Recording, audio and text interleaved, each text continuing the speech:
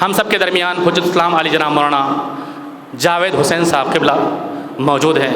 میں گزارش کرتا ہوں کہ تشریف لائیں اور اپنی بیان تقریر سے ہم تمامی حضرات کو منور فرمائیں. صلوات پڑھ دیں محمد و آل محمد.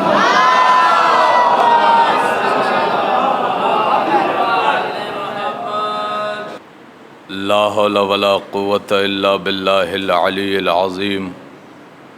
حسبنا اللہ ونعم الوکیل، نعم المولا ونعم النصیر. اعوذ باللہ من الشیطان الرجیم، بسم اللہ الرحمن الرحیم. الحمد للہ الذی لا یبلغ مدحتہ القائلون ولا یحصی نعماءہ العادون ولا یؤدی حقہ المجتہدون. الذی لیس لصفتہ حد محدود ولا نعت موجود ولا وقت معدود ولا اجل ممدود. فطر الخلائق بقدرتہ ونشر الریاح برحمتہ ووتدا بالصخور میدان ارضہ.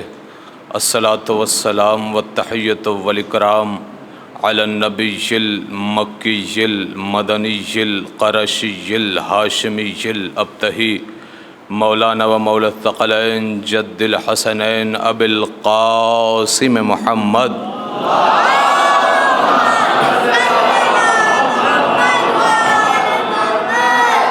وآلہ الطیبین الطاہرین المعصومین المظلومین ولعنۃ اللہ علی اعدائہم وغاصب حقوقہم ومنکر فضائلہم ومصائبہم وولایتہم وشجاعتہم وشفاعتہم. اما بعد فقد قال رسول اللہ صلی اللہ علیہ وآلہ وسلم من کنت مولا فہذا علی مولا. صلوات پڑھیں محمد والے.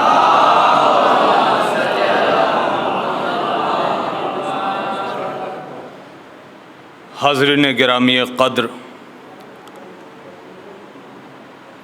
محبان حیدر کرار،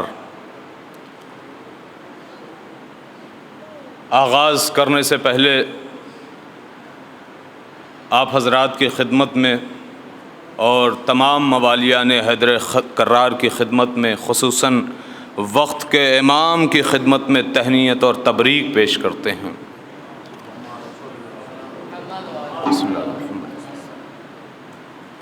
آئیے غدیر اور مباہلے کے حوالے سے جشن کا آغاز ہو چکا ہے. باقاعدہ طور پر تلاوت اور اس کے بعد حدیث قصہ اور نعت خوانی بھی ہو گئی. بس ذرا سا شمع خراشی اور اس کے بعد شعراء کرام آپ کے سامنے ہوں گے. تمام تعریف اس اللہ کے لیے کہ جس کی مدحت تک بولنے والوں کے تکلم کی رسائی نہیں ہے، نہ اس کے حق کو کوشش کرنے والے ادا کر سکتے ہیں، نہ اس کی نعمتوں کو گننے والے شمار کر سکتے ہیں، نہ ہمتوں کی بلندیاں اس کا ادراک کر سکتی ہیں، نہ ذہانتوں کی گہرائیاں اس کی تہ تک جا سکتی ہیں. اس کی صفت ذات کے لیے نہ کوئی معین حد ہے، نہ توصیفی کلمات ہیں، نہ مقررہ وقت ہے، نہ آخری مدت. اس نے پوری کائنات کو قدرت کاملہ سے خلق کیا اور پھر اپنی رحمت سے ہوائیں چلائیں اور زمین کی حرکت کو پہاڑوں کے میخوں سے سنبھال کر رکھا. وہ پروردگار عالم اپنی مقدس، پاکیزہ، معتبر، منزہ کتاب قرآن مجید میں ارشاد فرما رہا ہے، الیوم اکملت لکم دینکم واتممت علیکم نعمتی.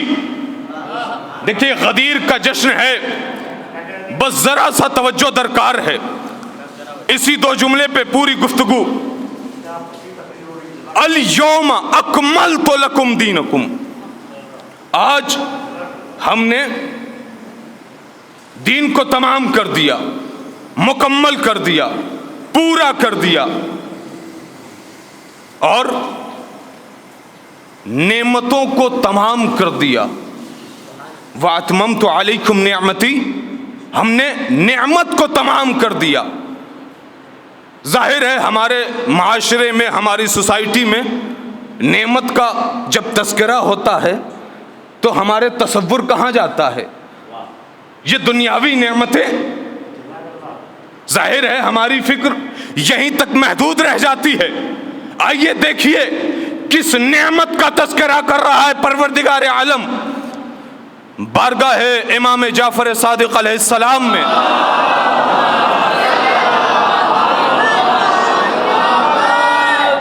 एक शख्स आया और आने के बाद कहता है, मौला ये परवरदिगार आलम ने जो नेमतों का तस्करा किया और कहा तुमसे नेमतों के बारे में सवाल किया जाएगा, ये नेमत है क्या?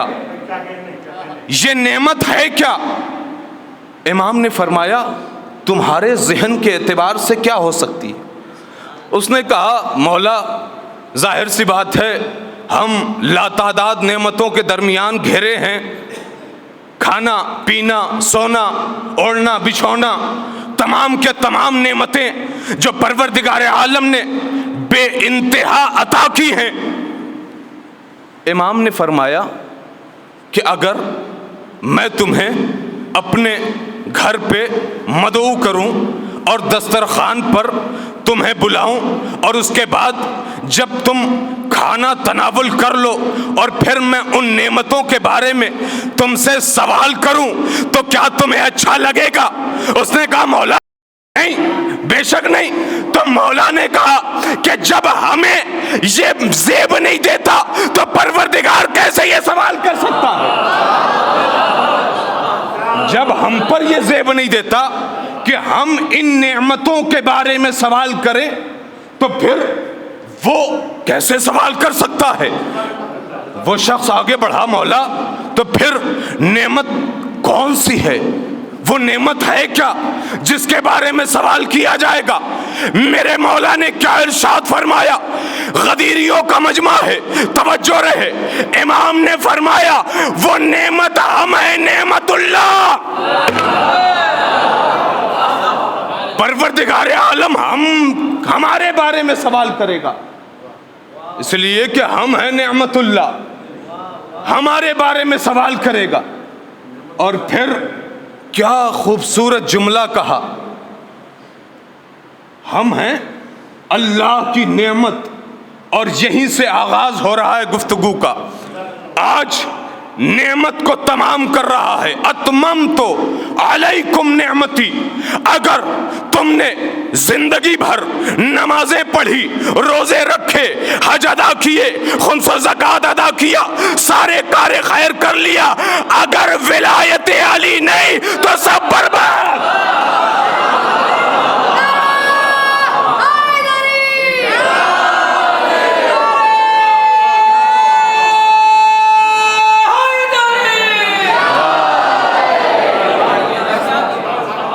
अगर आज अल यौम की जो नेमत है जो तमाम हो रही है, अगर वो तुमने अपने कलेजे में न बसाया तो फिर तुम्हारे कोई अमाल कबूल नहीं होंगे।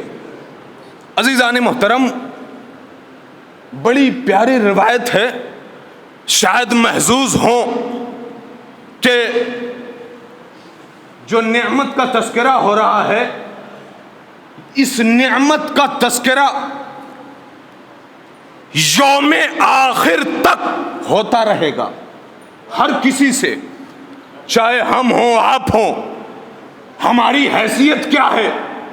अकाबरीन से भी नेमत का तस्करा होगा। और अकाबरीन को छोड़िए, जो पहलू में बैठने वाले थे उनसे भी तस्करा किया जाएगा। बल्कि जुमले को बदल के ये कह दूं कि जो पहलू में लेटे हैं उनसे भी सवाल किया जाएगा। یہ نعمت ایسی ہے کہ جس نعمت کا سوال ہر ایک سے کیا جائے گا، کوئی مستثنا نہیں ہے، ہر ایک سے اس نعمت کا سوال کیا جائے گا۔ دلیل دے دوں، امام حسین ہیں، نانا جان کے پاس پہنچے اور پہنچنے کے بعد نانا جان کی گفتگو سنی۔ کیا کہا؟ رسول نے ارشاد فرمایا کہ ابو بکر آنکھ کے مانند ہے، عمر کان کے مانند ہے، عثمان دل کے مانند ہے۔ شاید اگر یہیں پہ میں خاموش ہو جاؤں تو معاملہ خراب ہو جائے گا۔ کیا کہا؟ امام حسین آواز دے رہے ہیں، نانا جان نے کہا کہ یہ آنکھ کے مانند، وہ کان کے مانند، وہ دل کے مانند۔ دوسرے دن امام حسین رسول کی خدمت میں پہنچے اور بڑے ادب کے ساتھ، بڑی محبت کے ساتھ رسول اسلام کی بارگاہ میں سوال رکھا۔ مولا کائنات موجود ہیں، مولا کائنات بارگاہ رسالت میں بیٹھے ہیں۔ امام حسین نے دوسرے دن سوال پیش کیا، یا رسول اللہ، کل جو آپ نے مانند آنکھ، کان اور دل کے بتایا تھا، اس کا مقصد سمجھ میں نہیں آیا، مطلب کیا ہے؟ جملے پہ توجہ رہے، مقصد کیا ہے؟ جملہ سنیں گے؟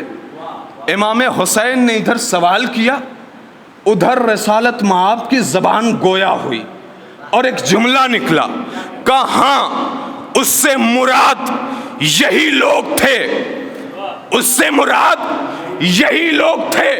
اب امام حسین کا جملہ سن لیں۔ امام حسین نے کہا کہ ایک مرتبہ رسول نے رخ مبارک کو موڑا، رخ مبارک کو موڑا، علی کی طرف کیا، بلکہ جملے کو بدل دوں کہ نگاہ رسالت ایک مرتبہ نگاہ ولایت پہ پہنچی، نگاہ رسالت چہرے ولایت کو دیکھا، اور دیکھنے کے بعد اب جملہ آپ کے حوالے کر رہا ہوں، اگر غدیر کی محفل میں بیٹھے ہو تو خاموش نہیں رہو گے۔ ابھی عمار قبلہ صاحب نے کہا کہ آج جو محفل ہے وہ آخری محفل ہے، شاید ظاہر محفلیں اور ہوں گی لیکن اس کے بعد ایام عزا کی تاریخ آ جائے گی، تو پوری توجہ رہے۔ نگاہ رسالت کدھر گئی؟ چہرے ولایت کی طرف، اور پہنچنے کے بعد جملہ آپ کے حوالے کر رہا ہوں۔ اب رسول کی زبان سے ایک جملہ نکلا، کہا بہت جلد، پوری توجہ، کہا بہت جلد، بہت جلد یہ آنکھ، یہ کان اور یہ دل، ان سب کو، ان سب سے سوال کیا جائے گا علی کی ولایت کا۔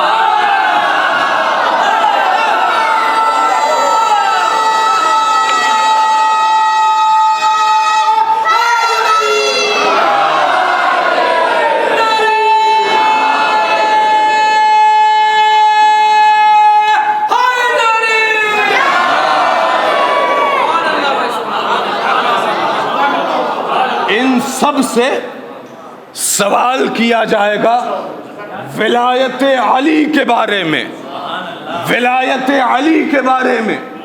اما آج بھی امت مسلمہ کو کم از کم اتنا تو سمجھنا چاہیے کہ ہلتے ہلتے، جھومتے جھومتے جو لا الہ الا اللہ محمد الرسول اللہ کہتے ہیں، اگر آج سمجھ جاتے کہ ایک بار اگر یا علی کہہ دے بیڑا پار، ایک بار اگر کہہ دیں یا علی تو بیڑا پار ہو جائے۔ رسول نے اس کے بعد ایک آیت پڑھی، بسم اللہ الرحمن الرحیم، ان السمع والبصر، اور اس کے بعد بڑا قیامت کا جملہ ہے، رسالت مآب کی زبان سے ادا ہوا، جو زبان وحی الہی کی پابند ہے، اس کی زبان سے وہ زبان کتنی معتبر ہے، کتنی مقدس ہے۔ ایک جملہ کہا رسالت مآب نے، کہا قسم خدا کی، مجھے قسم ہے اللہ کے جلال کی، مجھے قسم ہے اللہ کی عزت کی۔ اور جب قسمیں کھا لی اور اس کے بعد کیا خوبصورت جملہ کہا جب محشر میں، قیامت میں، توجہ رہے، قیامت میں پوری امت کی نگاہیں، توجہ، پوری امت کی نگاہیں رسول کی طرف ہوں گی، پوری امت کی نگاہیں رسول کی طرف ہوں گی۔ اس وقت سوال کیا جائے گا، علی کی ولایت کہاں ہے؟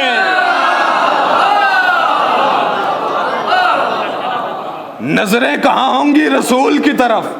اس لیے کہ زندگی بھر صرف یا رسول اللہ کہا ہے تو پھر نظریں تو وہیں ہونی چاہیے۔ خیر نظریں غلط جگہ نہیں ہیں، لیکن اسی نظروں نے تو باقاعدہ طور پر دکھایا تھا کہ دیکھ لو یہی ہے تمہارا بیڑا پار کرنے والا۔ عزیزان محترم، اس نعمت کو جس نے اپنے کلیجے میں بسا لیا، اس نعمت کو جس نے واقعی طور پر حق ادا کر دیا، وہ یہاں بھی سرخرو وہاں بھی سرخرو۔ پروردگار عالم نعمت کو تمام کر رہا ہے، اور انداز الگ ہے، انداز جدا ہے، انداز بالکل یگانہ ہے۔ انداز کیا ہے؟ یا ایھا الرسول بلغ، اے رسول پیغام پہنچا دیجئے۔ آج رسالت مآب کو اللہ نے کسی القاب سے نہیں پکارا، آج اللہ نے کسی اور نام سے نہیں پکارا۔ آج نہ تو کملی کا تذکرہ کیا، نہ چادر کا تذکرہ کیا، نہ خوبصورت چہرے کا تذکرہ کیا، نہ زلفوں کا تذکرہ کیا، بلکہ آج توجہ، بلکہ آج اللہ نے نبی کے عہدے سے یاد کیا ہے۔ یا ایھا الرسول بلغ، رسالت نبی کا عہدہ ہے، رسالت نبی کا منصب ہے۔ یا ایھا الرسول بلغ، پہنچا دیجئے جو آپ پر وحی ہو چکی ہے۔ ایک ذہن میں بات آ رہی ہے کہ پروردگار عالم نے شاید رسول سے مخاطب رسول کہہ کے اس لیے ہوا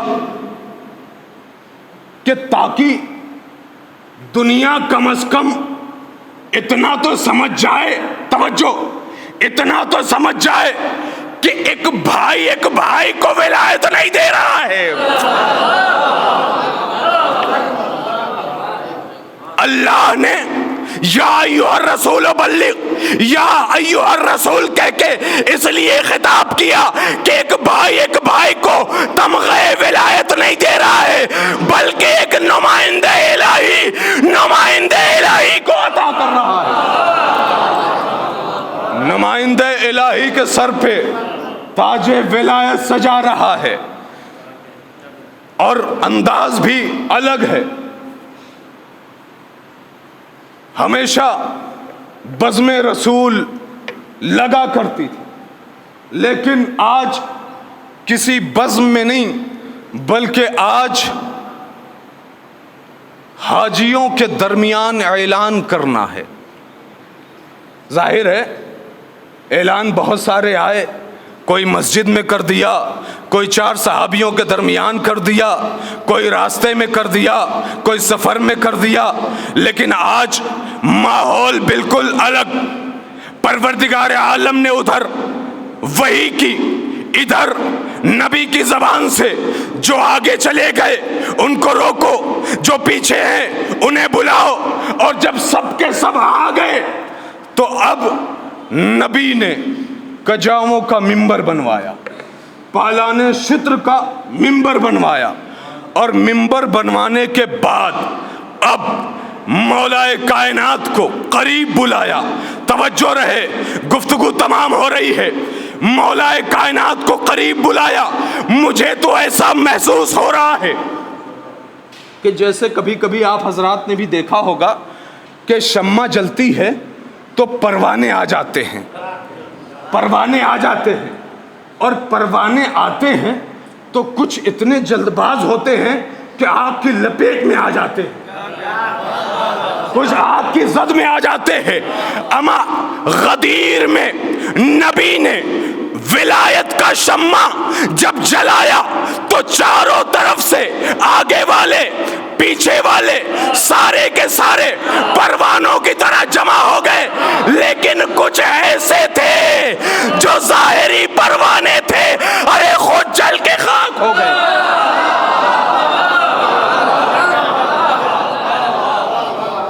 جو ظاہری پروانے تھے،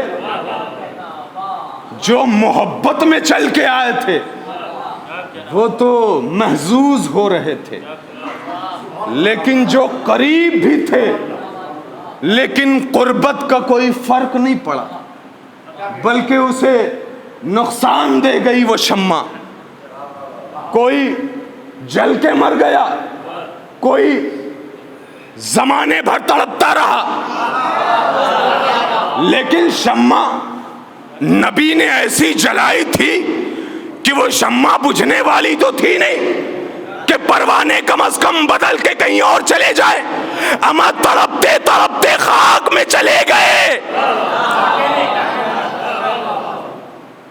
لیکن مولا کائنات کو قریب بلایا، اور بلانے کے بعد عرشے پر جو منبر کا سب سے اونچا مقام ہوتا ہے عرشہ، اس پہ مولا کائنات اس سے ایک زینہ نیچے، اور عرشے پر رسالت مآب کھڑے ہیں۔ اب جملے پہ غور کریے کہ روایت کہتی ہے کہ جب رسالت مآب نے خطبے دے لیے اور خطبہ دینے کے بعد صاحب کتاب نے لکھا کہ مولا کائنات کو بازوؤں کے ذریعے رسالت مآب نے پکڑا، اور پکڑنے کے بعد غور کیجئے گا، نبی عرشے پر ہیں اور ایک زینہ نیچے علی ہیں۔ نبی نے بازوؤں کو پکڑا، اور پکڑنے کے بعد اب نبی نے اٹھانا شروع کیا۔ روایت کہتی ہے کہ نبی نے اتنا اٹھایا کہ علی کا پاؤں ہوا میں آ گیا۔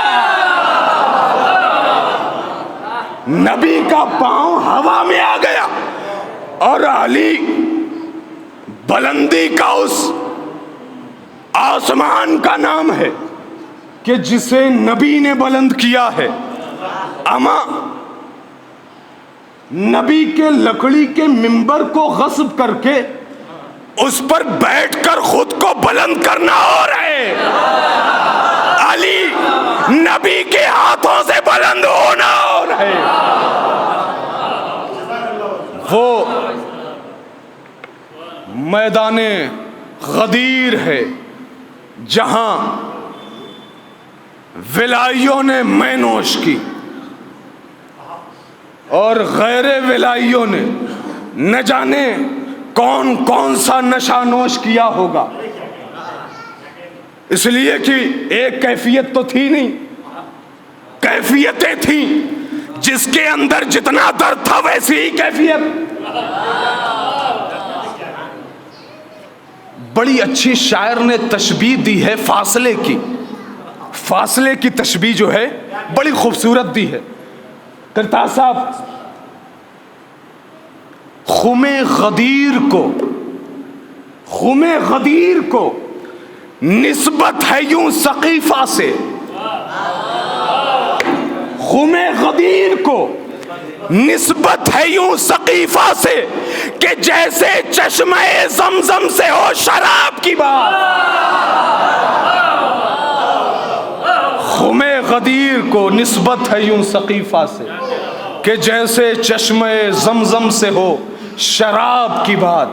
لہذا وہ علی جس کے ولائیوں نے محفل کو سجایا ہے، علی ہر مقام پر، ہر میدان میں، چاہے وہ علم کا میدان ہو، چاہے وہ حرب کا میدان ہو، چاہے وہ کوئی بھی آزمائش ہو، علی ہے ہی اس ہستی کا نام کہ جس کا دامن کسی بھی اعتبار سے بدنما نہیں ہے، کسی بھی اعتبار سے داغدار نہیں ہے، اسی لیے تو وہ علی ہے۔ آپ کو ایک مقام پر لے کر چلوں، جنگ احد میں جب رسول کو لوگوں نے زخمی کر دیا اور رسول زمین پر گرے، ایک نشیب میں آ گئے، شیطان نے آواز دی۔ کیا آواز دی؟ مات محمد، محمد فوت ہو گئے۔ یہی تو کہا تھا، مات محمد۔ اب جتنے کفار تھے، مشرکین تھے، منافق تھے، سب یہی کہتے ہوئے بھاگے کہ جب محمد نہیں رہے تو ہم لڑ کے کیا کریں گے۔ بھائی مجھے نہیں پتا کہ جنگ احد میں شیطان کے کتنے مقلدین تھے، لیکن بھاگتے ہوئے اکثر دکھائی دیے اور یہی کہہ رہے تھے کہ جب محمد ختم ہو گئے تو ہم جنگ کر کے کیا کریں گے۔ لیکن صاحب کتاب نے لکھا کہ ایک علی تھے کہ جو پروانے کی طرح رسول کی حفاظت کر رہے ہیں، رسول کی حفاظت کر رہے ہیں، اور رسول کی حفاظت کرتے کرتے 4 مرتبہ زین سے زمین پر آئے ہیں اور زخموں سے چور ہیں، زخم بھی لگے ہیں، لیکن علی ہیں کہ علی رسول کی حفاظت میں لگے ہیں، حفاظت کیے جا رہے ہیں۔ اما اسی لیے تو تاریخ کو کہنا پڑا کہ آپ ذرا مطالعہ کیجئے، غور کیجئے، اخلاق کو اخلاق سے ملائیے، کردار کو کردار سے ملائیے، تیور سے تیور کو ملائیے، عمل سے عمل کو ملائیے، کہ جب آواز دی شیطان نے مات محمد، محمد گزر گئے، تو سب یہی کہتے ہوئے بھاگے کہ محمد نہیں رہے تو ہم لڑ کے کیا کریں گے۔ لیکن علی کا جملہ سنو گے کہ جب اگر محمد نہ رہیں گے تو ہم جی کے کیا کریں گے۔ محمد نہ رہے تو ہم جی کے کیا کریں گے۔ آئیے اسی جملے کے ساتھ ہم دعا گو ہیں۔ پروردگارا تجھے واسطہ ہے جناب امیر کائنات کا، تجھے واسطہ ہے غدیر کا، تجھے واسطہ ہے عظمت آل محمد کا۔ پروردگار یہاں پر جتنے افراد بیٹھے ہیں، جو آواز سن رہے ہیں، ان سب کی جھولیوں کو آباد کر دے۔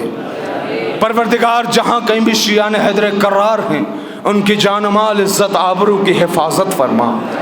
پروردگار سب کے ہاتھ بلند ہیں، خوشیوں سے چہرہ جھوم رہا ہے، پروردگار یہ خوشی دائمی عطا کر دے۔ پروردگار تمام مرحومین کی مغفرت فرما، تمام مراجع عظام کی حفاظت فرما، تمام مقامات مقدسہ کی حفاظت فرما۔ پروردگار ہمارے تمام علماء، شعراء، خطبہ سب کو زندگی عطا فرما، طول عمر عطا فرما۔ پروردگار یہاں پر جتنے بیٹھے ہیں ان سب کی دلی حاجات کو پورا فرما۔ تجھے غدیر کا واسطہ ہے، تجھے غدیر کا واسطہ ہے، جتنے افراد کے جھولیوں میں جتنی دعائیں ہیں پروردگار ان سب کی جھولیوں کو بھر دے۔ آخر میں ہم دعا کریں گے، پروردگارا ہمارے امام کے ظہور میں تعجیل فرما، ہم سب کو سچا عاشق بنا دے، پروردگار ہم سب کو سچا عزادار بنا دے، ہم سب کو صوم و صلاۃ کا پابند بنا دے، ہمارے امام کے ظہور میں تعجیل فرما۔ ربنا تقبل منا انک انت السمیع العلیم برحمتک یا ارحم الراحمین۔